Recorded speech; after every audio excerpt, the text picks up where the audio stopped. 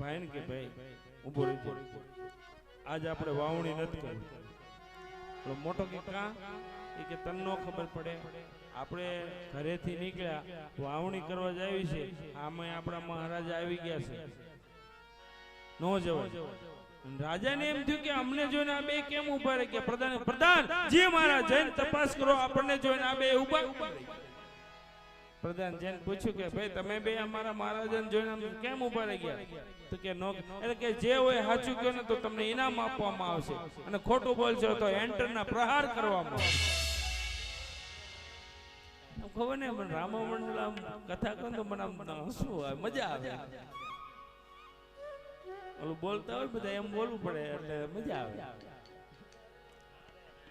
એટલે ઓલો પ્રધાન કીધું કે આમ કે જાઓ પૂછો એમ.